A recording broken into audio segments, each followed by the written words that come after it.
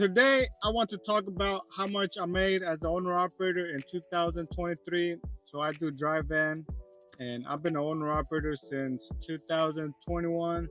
I was a company driver for 6 months, and then I transitioned to owner operator right out the gate, which which was a very bad choice on my part. But a lot of us we want the easiest path to be an owner operator, and that is through a lease purchase. Luckily, I got extremely lucky for me because one, I ended up with a good carrier that did a good lease purchase program, and two, when I got in, the rates were magnificent. So even though I had a lot of breakdowns and I mismanaged my money, the rates were so good that was able to save me from failing right off the back within the first year. And it wasn't until the third year that I started feeling the pain of not having any money, and the rates sucked all year long. But let's get into it. So the year 2023 was the hardest year, as it was for thousands of owner operators across the nation. It honestly almost put me out of business. There was a few times I didn't think I was going to make it. I'm blessed to have a good team around me. When I say team, I mean extremely supportive wife and kids, extended family, friends, and a carrier that helps out the owner operators that are leased onto them. If it wasn't for them, I would not be here. I can guarantee that. There's a lot of owner operators that they don't have that strong support system around them, and when they get into trouble, they don't know who to call or how to get out of sticky situations. And luckily for me, my team has helped me out a lot. If it wasn't for them, I would not be here. I can guarantee that. So in the year 2023, I feel like I worked like nonstop, and that's because I did work nonstop. In order to achieve the gross number on my P&L, I had to work so much. I was gone from home for so long. When I started, when I started, you know, being an owner operator, I started off on a good schedule. 21 days on the road, 7 days at home. But all that changed in 2023. Things got so tough, I couldn't even afford to be at home. Days on the road started to get longer, and days at home were only getting shorter. If I had to guess how many days I spent on the road versus home, I would say I was on the road for approximately 10 months and about 2 months at home, which it sounds crazy how long I had to stay on the road in order to survive in this market. None of this would even be possible to begin with if it wasn't for my wife. She has sacrificed so much to keep the family from falling apart, and I will never take that for granted. Having to take care of two young children all by herself. She was basically a single mom. I mean, just not just last year, but ever since I started doing over the road, I mean, she's been a single mom. You know, raising kids is tough, and if you're doing it by yourself, you know, it's even harder. You know, I'm there to help out financially, of course, and the things that you're able to do while you're on the road is basically nothing. You can't do nothing. You know, when she needs a little bit of help trying to get the kids under control, she'll call me here and there. But I mean, at the same time, like, the kids don't see you in person. You're, as a father, they know you're not there, so you know, sometimes they give you a little bit of hard time because they know you're not there.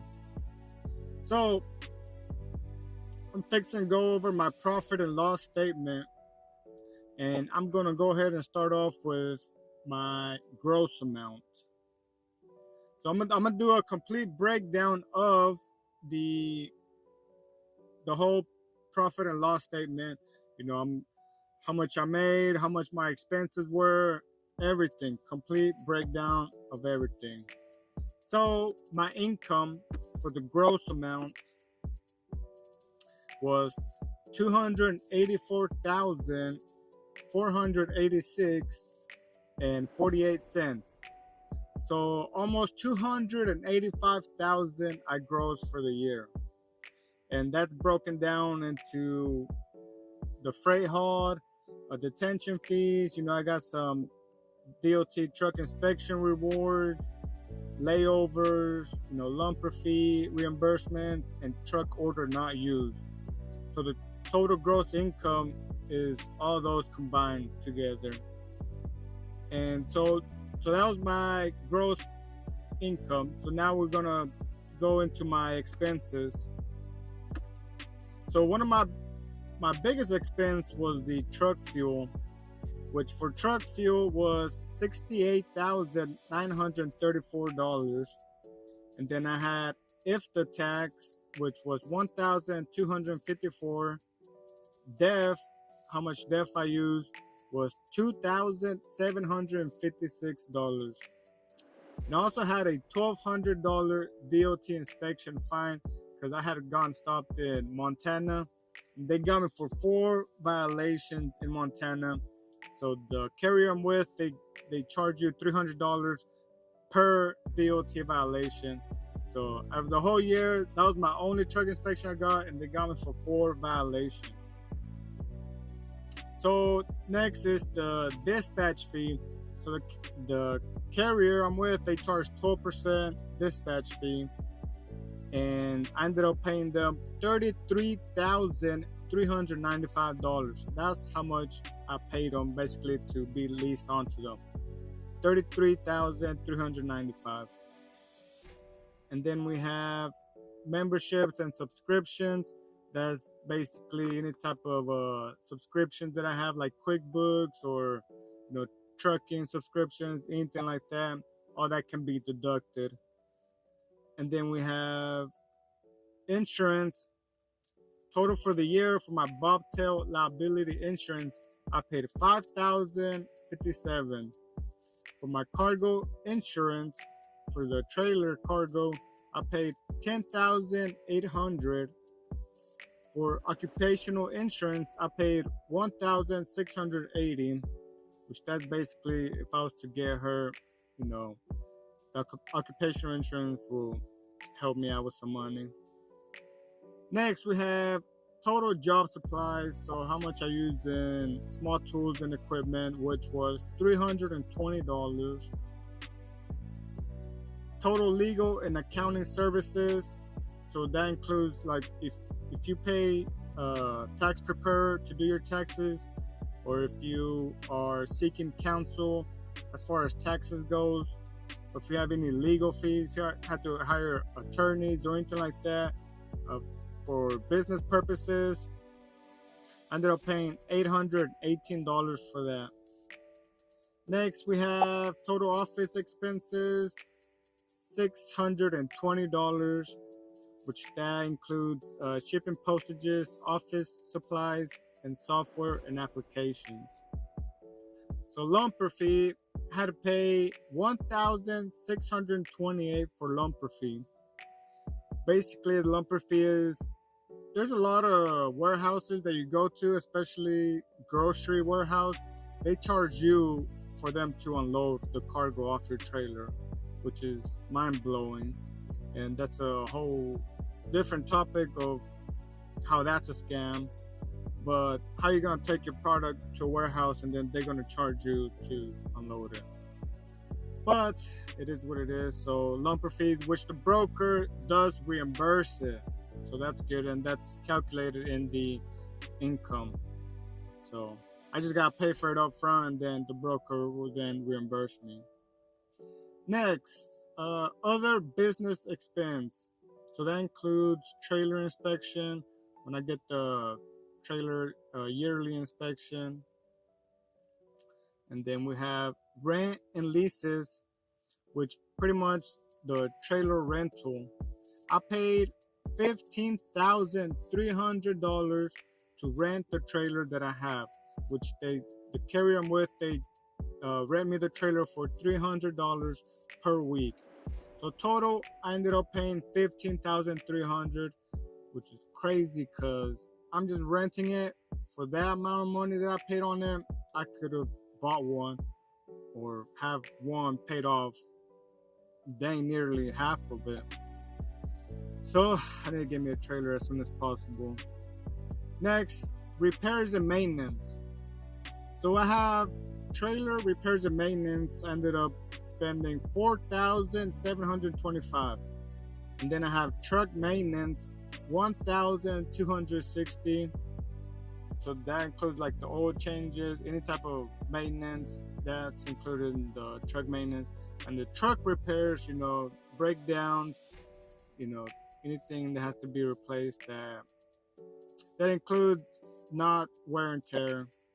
$7,881 for truck repairs, total of $13,868 for the year, which it's pretty good. It's not that bad, honestly. Next, we have taxes and licenses. So the total was $736.55, and what's included in that is the HUD heavy use tax and some other tax and license. I think when I renew my licenses, anything that has to do with the license or medical card, when I renew it, that's included in the taxes and licenses. So I ended up spending $217 on scales. So scale tickets to weigh how much the truck and trailer weigh with the load, $217. So next we have tolls and parking. I ended up spending a total of $2,232. For tolls for the year, I paid $1,893. For reserve parking, I spent $315. Sometimes you go places and you have to pay to park. And what else? Yeah, that's it. Next we have travel. So total for travel, I spent $16,277, which that includes hotels, per diem, showers, and taxis or shared rides, which the most that came out of there. For hotels, I spent $420. There were a few times, I stayed the night in hotels, like when it gets freaking hot outside or it gets way too cold. I usually like to get a hotel. And per diem, I had a deduction of $15,180. That's a big clutch per diem as far as the tax write-offs go for owner-operators. And then showers, I get free showers with the fuel when I get at the pilot, but, there's not pilots and flying J's at every single town that I go. So sometimes I have to spend money, which is the tax write-off anyway. So I ended up spending $160 for the year. Next, we have truck and trailer washout. So I spent $584 for washing the trailer throughout the year, truck and trailer. Next, we have utilities. So my phone, internet, and the EOD are included in utilities. I ended up spending $3,215, $1,595 for my phone. So since I use the phone for business, I'm able to write it off. And I have a little hotspot that I use for the business, so that's a write-off too. And of course the EOD, so that's included in that. So total expenses. So here we go into the good part. So total expense for the year, I spent $100,086,392.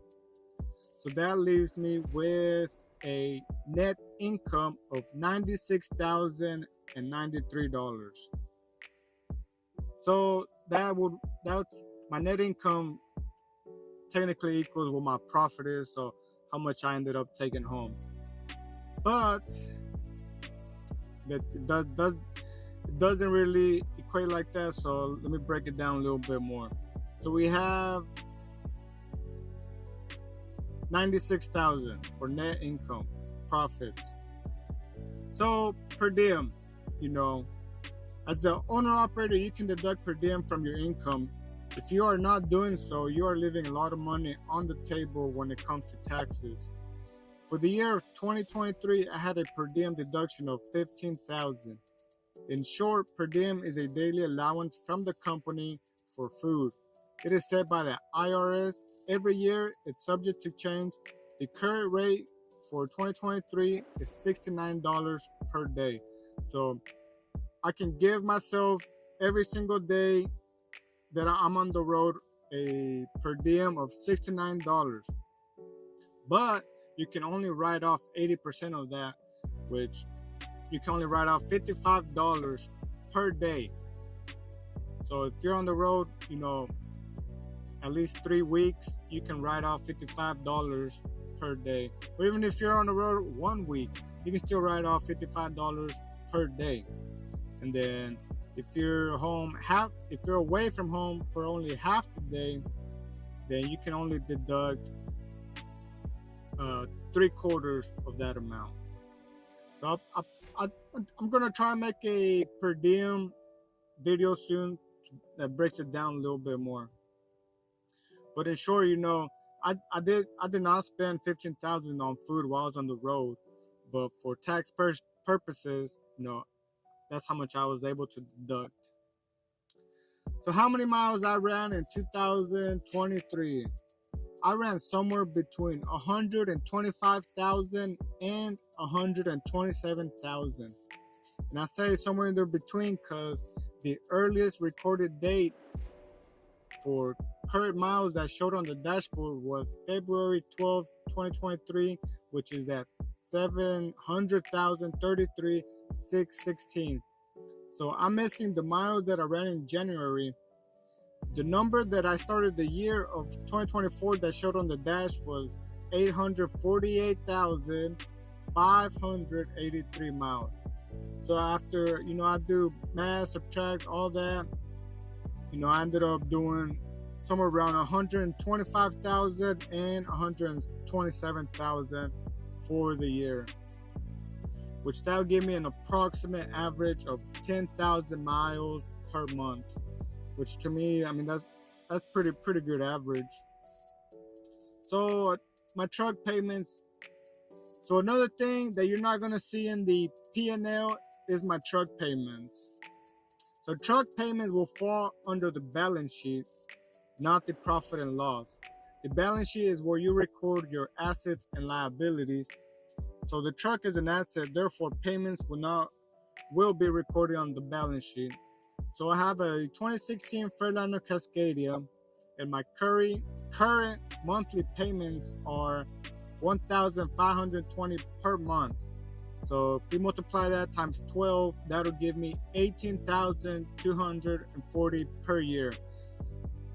So again, that's not going to show in the net income of my P&L, but so after I subtract my net income from my truck payments, you know, the number greatly changes.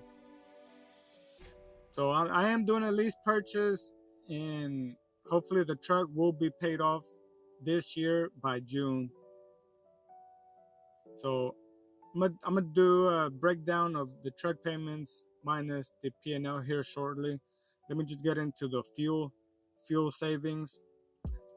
So like I said, the P&L is what I give my tax preparer.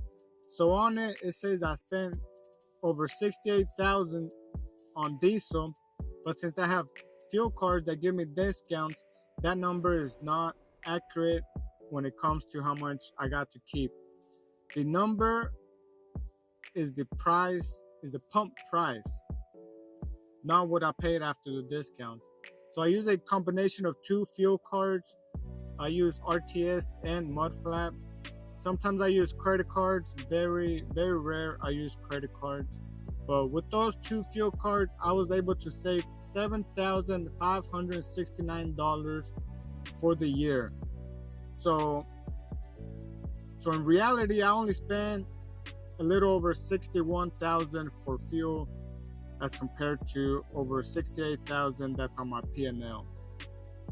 So let's get more accurate numbers then. So now my current net income, which was 96,000, I will add my per diem deduction to my net income, which comes out to be 111,273.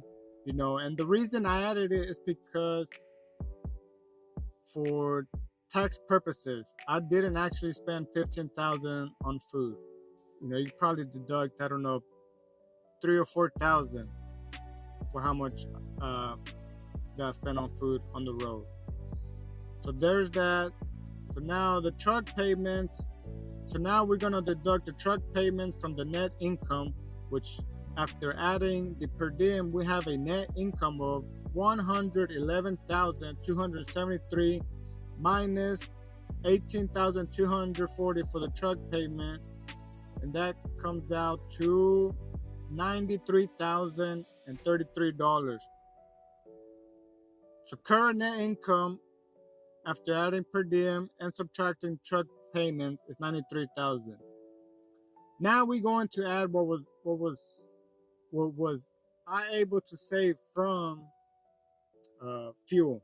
So we're going to add the fuel discounts to 93,033.